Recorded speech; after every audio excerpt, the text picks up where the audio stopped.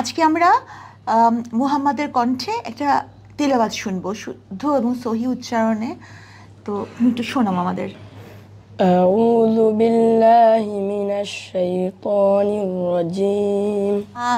আজকে আমরা একজনের সাথে পরিচয় করায় দিচ্ছি। সেটা হচ্ছে যে মাদ্রাসায় রাজবাড়ির যে মাদ্রাসা, সেখান থেকে যে হুজুর এসেছেন তার সাথে এই বাচ্চাটা এসেছে, ছাত্র। সে মাদ্রাসা এবং এতিমখানার সে ছাত্র।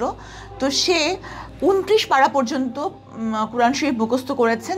এখন সে 30 পারায় আছে এবং সে অত্যন্ত সুন্দরভাবে এবং শুদ্ধ সহি উচ্চারণে কোরআন তেলাওয়াত করে। আমাদের সবার ওর কাছ থেকে শেখার আছে।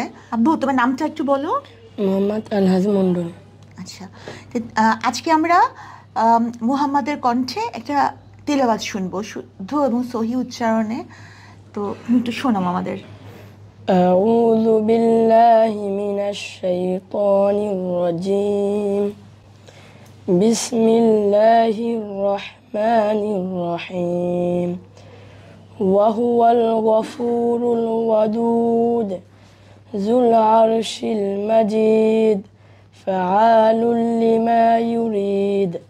হাল আতাকা হাদিসুল জুনুদ ফিরআউন ওয়া সামুদ بل الذين كفروا في تكذيب والله من ورائهم محيط بل هو قرآن مجيد في لوح محفوظ। তো হাফেজ হওয়ার পরে কি নিয়ে চিন্তা ভাবনা আছে? হাফেজ হওয়ার পরে সরাসরি আবার মাওলানাতে। জি। আচ্ছা, রাজবাড়ি থেকে আসছি। জি। চিনো নাকি? না। না। আচ্ছা, কখনো দেখেছেন? আজকে প্রথম দেখেছেন? আজকে প্রথম। আচ্ছা, আমরা সাবরিনার কাছে আপা, এই যে তেলাওয়াতটা করলো, কেমন লাগছে আপনার কাছে? আমি তো আসলে মানে এটার কমেন্টস দেওয়ার মানে এই যোগ্যতা আমার আছে বলে আমি মনে করি না। তো আমার মনে হয় যে আমাদের সবারই সহি উচ্চারণে তেলাওয়াত শেখা উচিত। এবং আরেকটা খুব জরুরি বিষয় হচ্ছে এটা অর্থ শেখা।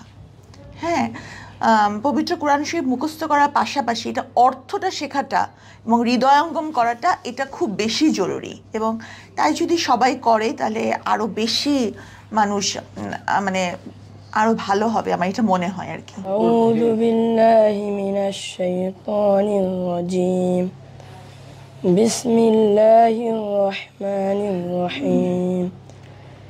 ثم أماته فأقبره ثم إذا شاء أنشره كلا لما يقض ما أمره فلينظر الإنسان إلى طعامه أنا صببنا الماء صبا ثم شققنا الأرض شقا فأنبتنا فيها حبا وعنبا وقضبا وزيتونا ونخلا وحدائق غلبا وفاكهة وأبا متاعا لكم ولأنعامكم فإذا جاءت الصاخة يوم يفر المرء من أخيه وأمه وأبيه